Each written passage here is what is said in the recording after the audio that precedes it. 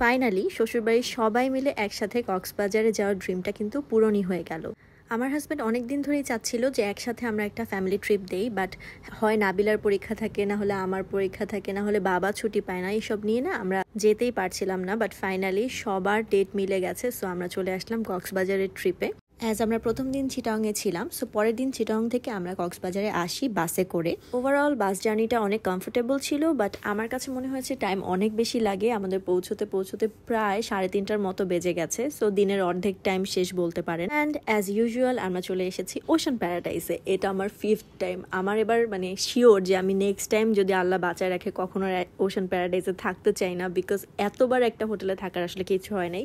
কক্সবাজারে অনেক হোটেল আছে, বাট আমাদের বাজেটের সাথে অলওয়েজ ওশান প্যারাডাইস ম্যাচ করে। অ্যান্ড অলসো তাদের সার্ভিসেস বলেন, খাবার বলেন, রুম বলেন, ইনফ্যাক্ট বিচ থেকে কাছাকাছির যে দূরত্বর ব্যাপারটা, এটা অলওয়েজ আমাদের খুবই ভালো লাগে। সো এবারও ফ্যামিলি নিয়ে যেহেতু আসছি, ওশান প্যারাডাইসে উঠে গেলাম। আর হ্যাঁ, আমাদের সাথে কিন্তু আমার খালা শাশুড়ির ফ্যামিলিও এসেছিল, সো দেখা গেছে যে একসাথে অনেক মজা করেছি। সো আপনাদেরকে কথা বলতে বলতে রুমটা দেখিয়ে দিলাম। ওশান প্যারাডাইসের ডিটেল 2-3টা ভিডিও আমার প্রোফাইলে আছে, আপনারা চাইলে চেক করে নিতে পারেন।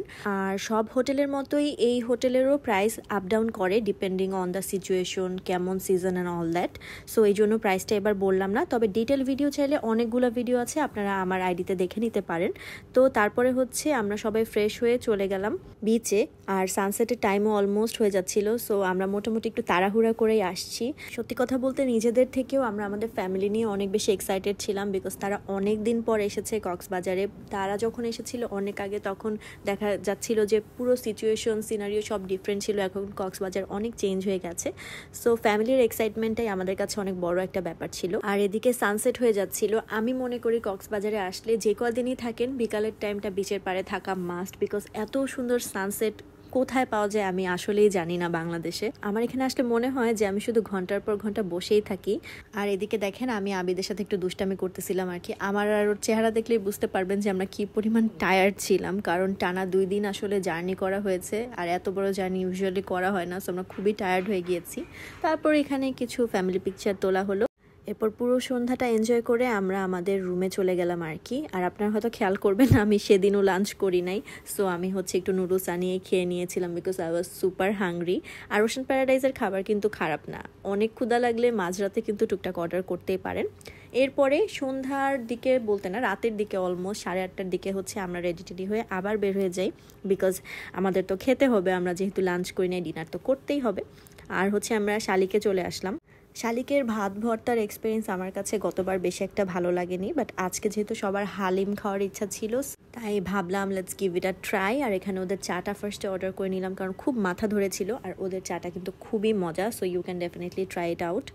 চা খেতে খেতে আর আড্ডা মারতে মারতে কিন্তু আমাদের খাবারটা প্রায় চলেই আসে। আমরা অর্ডার করেছিলাম নান, আর তার সাথে হচ্ছে খুবই মজার ওদের একটা ডালিম টাইপের সেল করে, হালিমও না নেহারি না, মিক্সড কিছু একটা, এটাকে ডালিমই বলে। আর এটার নল্লিটা অনেক বড় হয় আর খেতে খুবই ভালো হয়।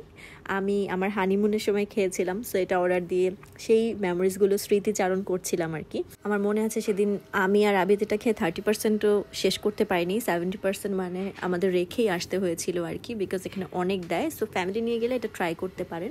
এরপর হাঁটতে হাঁটতে বিচের পাড়ে গিয়েছিলাম, তখন হচ্ছে এই কাঁচা আম ভর্তাটা খাই। আই নো ওভার প্রাইসড, কারণ এটা সিজনের না, বাট আমি কাঁচা আম খুবই পছন্দ করি। সেটা হোপের সামনে পেলেও আমি খাই, আমি কক্সবাজার গেলেও খাই, আমি থাইল্যান্ডে গেলেও খাই।